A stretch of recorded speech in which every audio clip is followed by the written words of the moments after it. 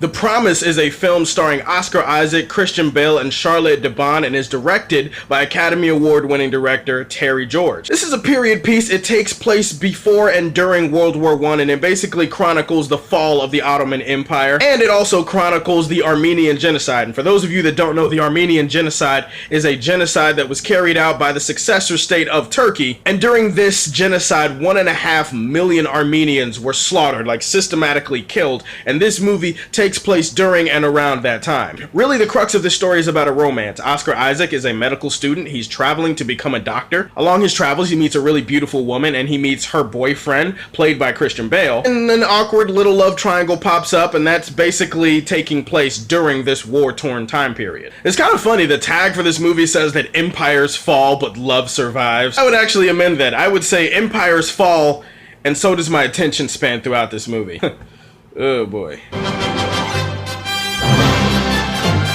This is a really interesting story, guys. This is a really intriguing story, and it's a really sad and tragic story, honestly. During the movie, they really do hammer home at different points how bad this genocide really got, and how, yeah, there was a lot of killing, there was a lot of death, families torn apart. I mean, it was really sad shit. I've heard different scholars and historians at different points refer to this as the Armenian Holocaust, too, so that should let you know how bad the shit really got. It's a really great story, and it's a story that I think is obviously very important, and it's a story that I feel like a lot of people should know. Oscar Isaac gives a great performance in this movie. Honestly, he just makes you want to like him. I don't care what movie he's in. I don't care if the movie surrounding him is bird fecal matter. He will be the shiniest fecal matter of that fecal matter, and he was really good in this movie. Really, the performances all around were really good. Christian Bale plays this photojournalist who's chronicling shit during the Armenian Genocide, and he obviously has a very close relationship to Anna, the woman that, you know, Oscar Isaac falls in love with. All three of them give really good performances, and really the performances all around, even from the surprise cameos from people who were in the TV show 24. Yeah, there's a lot of 24 cameos. There's a lot of people that 24 is my favorite show, obviously, so it was just fun seeing those cameos in this movie. Take from that what you will, doesn't really matter. It's just a little thing I wanted to point out. This great story, great performance, pretty decent production design, 24 cameos,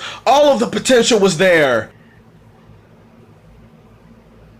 And it didn't work out.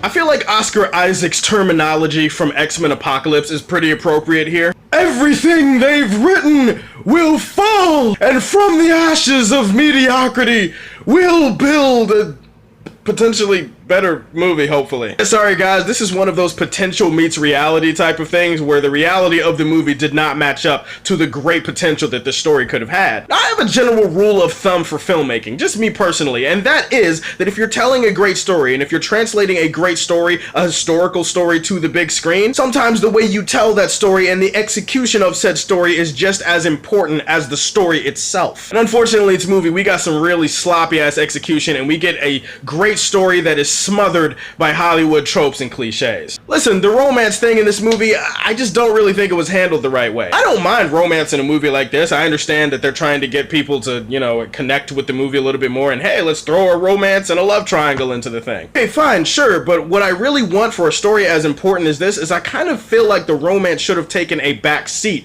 to the Armenian Genocide and these war stories. And instead, it really didn't. The war stories themselves felt like the backdrop for the movie, and the main focus, or at least a large portion of the focus, was on the romance. Honestly, this romance was, again, very sloppily handled. It started as a love triangle, and then it sort of became a love rectangle, and then towards the end of the movie, it like morphed into a love pentagon and a pretzel and a shish kebab, and I really have no idea how to feel about the people involved in the romance and the romance itself by the end of the movie. I'm just saying they put a lot of focus on it, and I feel like it should have been the backdrop because it really smothers the impact of what could have been a great story. Not to mention the pacing in this movie. Jesus Christ. This movie is 2 hours and 14 minutes. That's what the listed runtime of this movie is. I felt like I was sitting in that theater for 5 hours. Legitimately, I felt like I was sitting in that theater for so long that later on when I was taking a shower that night, I found a gray hair on one of my nuts. And I'm pretty sure it wasn't lint.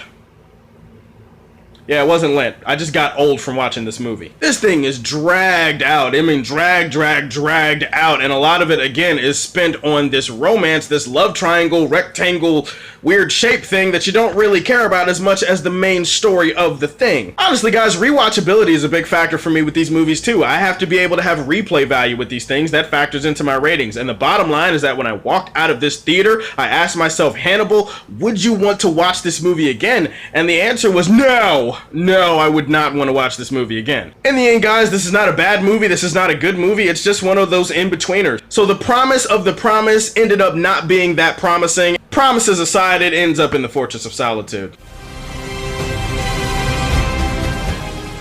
Alright guys, that is my review for The Promise. If you can, go check it out. I mean, it is an interesting story, it's just they didn't tell it the right way. As always, if you like what you see, tell me how you feel, and stay tuned to hear more from the Man of Steel. Peace.